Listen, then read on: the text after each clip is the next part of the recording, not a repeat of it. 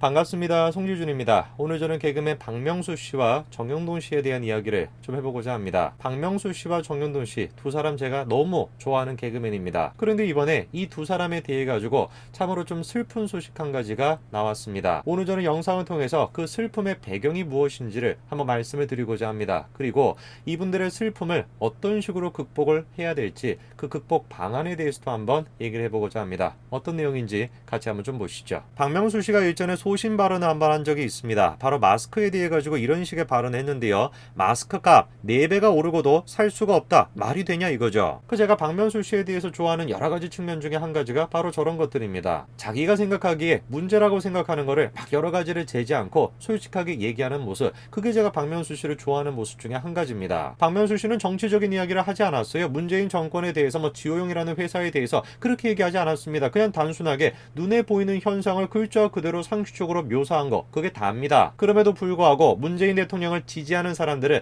조금이라도 문재인 대통령한테 해가 되는 것 같으면 득달같이 달려들어가지고 공격하지 않습니까? 박명수 씨도 마찬가지로 당시에 어마어마한 비판을 받았었죠. 그래서 결국에 박명수 씨가 해명하는 방송까지도 또 했습니다. 그래서 제가 저런 모습을 보면서 당시에도 박명수 씨를 응원하는 영상까지도 찍었었습니다. 너무나도 상식적인 발언이 소신 발언이 되어버리는 세상, 그 세상 속에서 그 문재인 정권 하에서 박명수 씨가 저렇게 막 공격을 당했던 거 아닙니까? 그때도 제가 박명수 씨에 대해 가지고 참으로 안타깝다 이런 생각을 가지고 있었는데 그 뒤로는 제가 박명수 씨에 대해서 따로 관심을 갖고 있지는 않았어요. 그런데 이번에 이런 방송이 나왔습니다. 채널A에서 새로 하는 프로그램이 있나 봅니다. 갯뼈다귀라고 하는 방송 이름인데 여기서 이제 박명수 씨가 출연을 한 거죠. 그런데 그 방송에 출연해서 박명수 씨가 자신의 고민을 토로했는데 그 내용이 다음과 같습니다.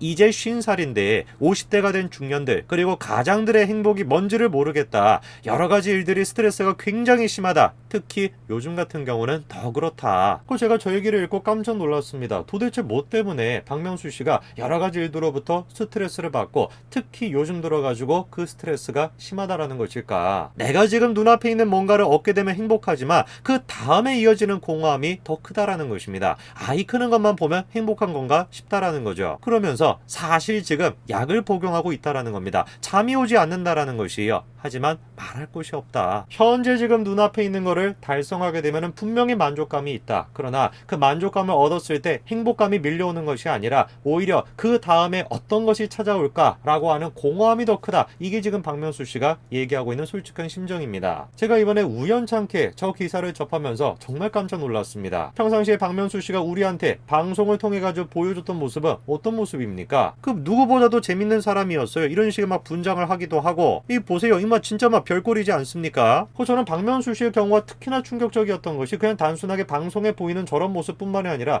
더 큰 것이 있었어요. 왜냐하면 누구보다도 열심히 자기 방송뿐만 아니라 새로운 꿈을 위해 가지고 도전하는 모습, 그게 박명수 씨의 모습 아니었습니까? 보세요. 이런 식으로 DJ 전혀 자신의 분야가 아님에도 불구하고 이미 저기에서는 자리를 또 잡기도 했습니다. 누구보다도 열심히 지금 노력을 하죠. 누구보다도 현실에 안주하지 않습니다. 다른 개그맨들처럼 돈을 막 벌어가지고 거기에 이제 안주하고 있는 것이 아니라 끊임없이 자기가 생각하고 있는 목표를 향해서 꿈을 향해 가지고 도전하고 노력하고 실제로 성취감을 얻고 있는 거, 그게 제가 알고 있는 박명수 씨의 모습이었어요. 근데 그런 박명수 씨조차도 지금 공허함에 대해서 얘기하고 있는 것입니다. 제가 박명수 씨에 대한 이런 뉴스를 접하고 난 뒤에 한 분의 소식을 더 접했는데 그게 바로 누구냐? 개그맨 정영돈 씨입니다. 무한도전을 통해 가지고 엄청난 성공을 거두셨죠. 그런데 돌연 갑자기 무한도전에서 잠정 하차를 했었습니다. 저는 개인적으로 정영돈 씨를 보면서 참 안타깝다는 생각을 많이 했었습니다. 무한도전 방송 초기에는 자신감이 있어 보였는데 중반 부분 돼가지고 엄청나게 자신감이 떨어져 있는 모습이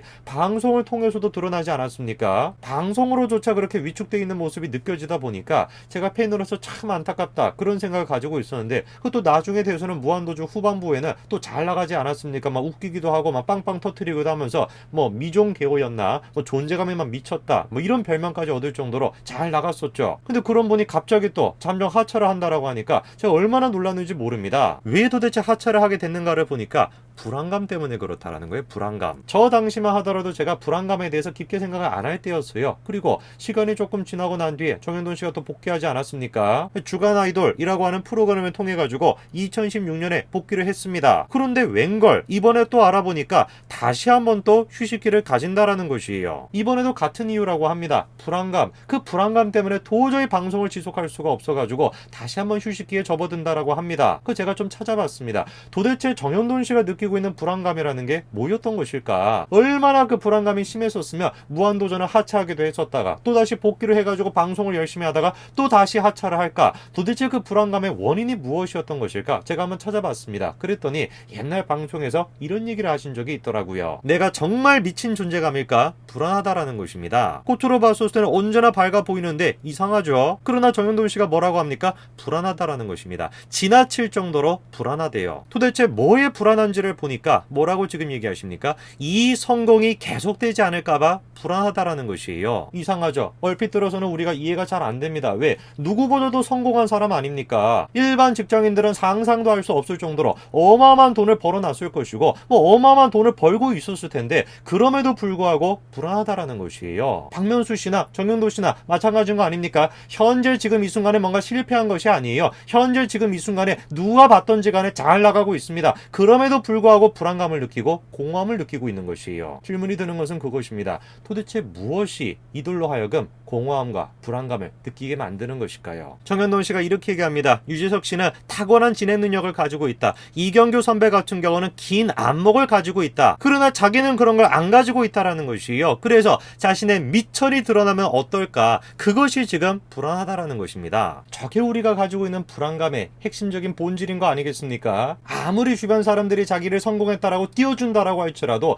자기가 느꼈을 때 저 사람보다 못나다라고 생각한다면 불안감을 느낄 수밖에 없는 것이죠. 존재는 우리한테 계속해서 얘기하고 있는 거 아닙니까? 이쯤 하면 괜찮다. 지금 너도 충분히 아름답다. 지금 이 순간에 너도 충분히 멋진 사람이다. 라고 존재는 계속해서 우리한테 얘기를 해줍니다. 그러나 타인과의 관계 속에 있는 실존은 우리를 계속해가지고 의심에 빠뜨리는 것이죠. 무슨 소리 하는 거냐? 너가 지금 1,000만 원밖에 못 벌고 있는데 옆집에 있는 저놈은 2,000만 원을 벌고 있지 않냐? 더 열심히 해야 되는 것이지. 계속해가지고 실존은 우리는 불안감에 빠뜨립니다. 실존의 이런 식의 불안감이 우리한테 주는 것은 그래서 의무감이에요. 의무감. 그런데 거짓 의무감입니다. 열심히 노력해야 되고 열심히 내가 의무감을 가지고 살아가야 되는 목적 자체가 내가 더 나은 내가 되기 위해서가 아니라 내가 쟤만큼 되기 위해서 그렇게 돼버리는 것이죠. 불행한 것은 무엇입니까? 쟤만큼 멋진 내가 됐다라고 한다면 또 다른 나보다 멋진 나가 나타나는 것이고 또 다른 나보다 멋진 나가 계속해가지고 영겁의 시간만큼 나타난다라는 거. 그게 문제인 것이죠.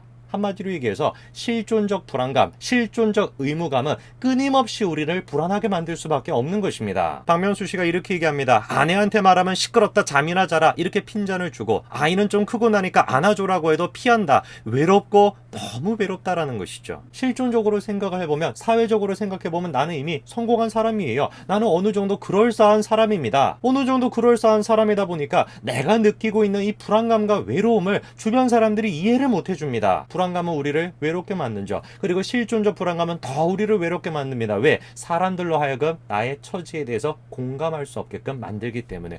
너는 그 정도였으면 된 것인지 뭐 배부른 소리를 하고 있냐? 사람들은 우리의 처지에 대해서 공감할 수 없습니다. 어느 누구도 나의 현재 상황에 대해서 완벽하게 이해해 줄 수 없습니다. 가장 친한 친구라고 할지라도, 부모님이라고 할지라도, 사랑하는 연인이라고 할지라도 어느 누구도 우리의 이 모습을 완벽하게 이해해 줄 수 없습니다. 공감이라고 하는 것, 순수한 공감이라고 하는 건 존재하지 않는 것이에요. 우리는 도대체 어떻게 해야지 이런 실존적 불안감에서 벗어날 수 있을까요? 어떻게 해야지 도대체 우리가 실존적 의무감에서 벗어날 수 있을까요? 답변은 간단합니다. 우리의 초점을 실존에서 본질로 옮겨야 되는 것이에요. 실존에서 존재로 옮겨야 되는 것입니다. 그렇게 실존에서 존재로 우리의 초점을 옮기는 첫 번째 단계가 무엇이냐? 장신구를 다 떼내야 됩니다. 장신구를. 덕지덕지 우리 몸에 지금 붙어있는 그 장신구를 다 떼어내야 되는 것이에요. 모든 장신구들을 다 떼어놓고 진짜 내가 원하는 것이 무엇인가? 그거를 질문하고 그거를 위해서 우리가 애를 써야 되는 것이죠. 수많은 사람들이 이 존재에 대한 관심을 갖고 있지 않습니다. 존재에 대해서 관심을 갖지 않는 거, 그거를 정당화시킬 수 있는 여러 가지 우리가 변명거리들을 가지고 있어요. 대표적인 것이 무엇입니까? 내가 지금 열심히 살고 있다, 의무감을 가지고 살고 있다, 그겁니다. 나는 분명히 의무감을 가지고 충실하게 살아가고 있으면 그걸로 된 거 아니냐? 그렇게 우리가 생각하고 존재에 대한 관심을 안 가져요. 그러나 질문해봐야 되는 거 그거 아니겠습니까?